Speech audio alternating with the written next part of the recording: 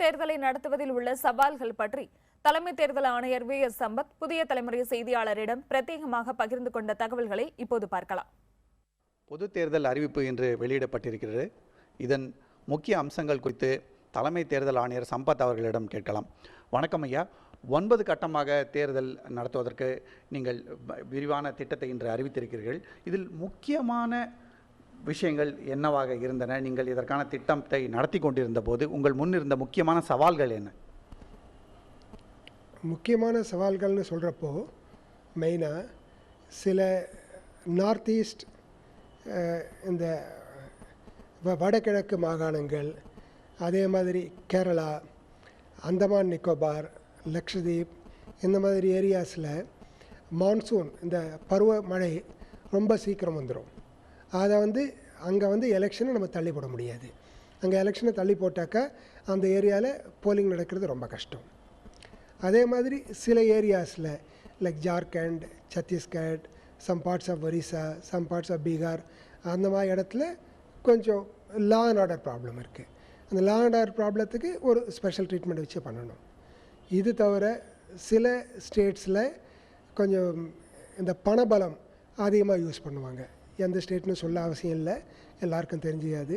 அந்த மாதிரி ஏரியாவில் நம்ம பணபலத்தை எப்படி டீல் பண்ணுறது, அதுக்கு தகுந்த மாதிரி டேட்ஸ் ஃபிக்ஸ் பண்ணுறது.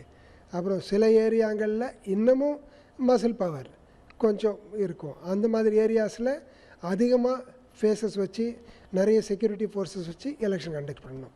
இந்த மாதிரி ஒரு ரீஜன், ஒரு ஏரியாவுக்கு ஒரு ஸ்பெஷல் ப்ராப்ளம்ஸ் இருக்குது, ஸ்பெஷல் ரெக்குவயர்மெண்ட்ஸ் இருக்குது. நீங்கள் ரொம்ப முக்கியமாக இந்த பணபலத்தை பற்றி சொல்லியிருந்தீங்க. இந்த தடவை தேர்தலில் போட்டியிடக்கூடிய வேட்பாளர்கள் செலவு பண்ணக்கூடிய பணத்தோட லிமிட் கூட இன்க்ரீஸ் செய்யப்பட்டிருக்கிறது. அதாவது அவர்கள் 70 லட்சம் வரை செலவு செய்யலாம். இதனால் ஏதாவது புதிய பிரச்சனைகள் வர வாய்ப்பு இருக்கா? அதை இன்க்ரீஸ் பண்ணுறதுனால அதனால் எதுவும் பிரத்யேகமான இது பிரச்சனைகள் ஒன்றும் வராது. அது ஆக்சுவலாக அவங்களோட ஒரு ரெப்ரசன்டேஷனே யார் ஒரு சட்ட பிரகாரம் அவங்களுடைய செலவில் செய்யணும்னு நினைக்கிறாங்களோ அவங்களுக்கு கூட எக்ஸ்பெண்டிச்சர் லிமிட் ரொம்ப ஆர்டிஃபிஷியலாக இருந்தால் அவங்களும் சட்டத்தை மீறும்படியான ஒரு நிலைமை வருது. அதனால் கொஞ்சம் ரியலிஸ்டிக் லெவலுக்கு கொண்டு வாங்க அப்படின்னு சொல்லி பொலிட்டிக்கல் பார்ட்டிஸ் மீட்டிங்கில் சொன்னாங்க. ஆல்மோஸ்ட் எவ்ரி பொலிட்டிக்கல் பார்ட்டி அந்த ரிக்வெஸ்ட் பண்ணாங்க. அதை கணக்கில் வச்சுட்டு அட் தி சேம் டைம் நிறைய பணம் இருக்கிறவங்க, பணம் இல்லாதவங்க மத்தியில் பெரிய வித்தியாசமும் வரக்கூடாது, லெவல் பிளேயிங் ஃபீல்டு டிஸ்டர்ப் ஆகக்கூடாது, எல்லாத்தையும் கணக்கில் வச்சுட்டு இந்த இதை அரைவ் பண்ணியிருக்கோம்.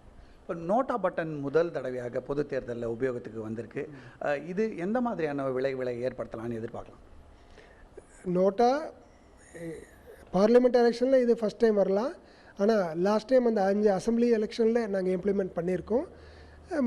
அது நல்ல ஒரு வாக்காளர்களுக்கு ஒரு சான்ஸ் ஒன்று. ஒரு வேளை எந்த கேண்டிடேட்டும் பிடிக்கலைன்னா அவங்களுடைய ஒரு அதிருப்தியை அகேன்ஸ்ட் ஆல் த கேண்டிடேட் தெரியப்படுத்துறதுக்கு ஒரு சாதனம் இது. இது பொலிட்டிக்கல் பார்ட்டிஸ் மேலே கூட it will have a good effect. அவங்களும் ஜாக்கிரதையாக இருக்கணும். நிறைய பர்சன்டேஜ் ஆஃப் ஓட்டர்ஸ் நோட்டா பண்ணாக்க that's a reflection on their choice of the candidate. அவங்களும் ஜாக்கிரதையாக இருப்பாங்க. இது எல்லாரையும் ஒரு நல்வழிப்படுத்துறதுக்கு உதவும்னு நம்புகிறேன். ஆந்திராவை பொறுத்தவரை ரொம்ப முக்கியமாக இப்போ தெலுங்கானா தனி மாநிலமாக பெரிய நேரத்தில் இந்த தேர்தல் நடக்குது. அப்படி இருக்கும்போது சட்டசபைக்கு மொத்தமாக ஆந்திராவுக்கு தேர்தல் நடத்தி அதுக்கப்புறமா தெலுங்கானா தனியாக பிரிக்கப்படுமா? தேர்தலுக்கும் ஸ்டேட் பிரிக்கிறதுக்கும் பெரிய சம்மந்தம் கிடையாது. அவங்க நோட்டிஃபைட் டேட்டு கூட அவங்க 2 ஜூன்னு போட்டிருக்காங்க. அதுக்குள்ளே இந்த தேர்தல் முடிஞ்சிடும்.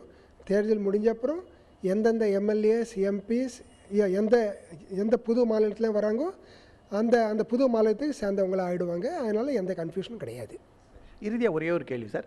தமிழ்நாடு, புதுச்சேரி பொறுத்தவரைக்கும் ஒரே நாளில் வாக்கெடுப்பு நடக்குது. அதுக்கு ஏதாவது விசேஷ காரணம் இருக்கா? அது தவிர டெல்லியில் சட்டசபை தேர்தல் வருவதற்கான வாய்ப்பு எப்போ இருக்கும்? டெல்லியில் இப்போ வேகன்சி கிடையாது.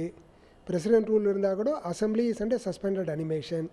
அதனால் இன்றைக்கி இருக்கிற ஒரு நிலைமையை பார்க்கணுன்னா இங்கே இது காலி கிடையாது. அதனால் நாங்கள் எலெக்ஷன் நடத்த முடியாது. அது புதுச்சேரி, தமிழ்நாடு பக்கத்தில் இருக்கிறதுனால வேறு நாளில் வச்சா அங்கேயும் இந்த கோஆர்டினேஷன் ப்ராப்ளம் வரதுக்கு சான்ஸ் இருக்குது. அதனால் ஒரே நாளில் வச்சுருக்கோம்.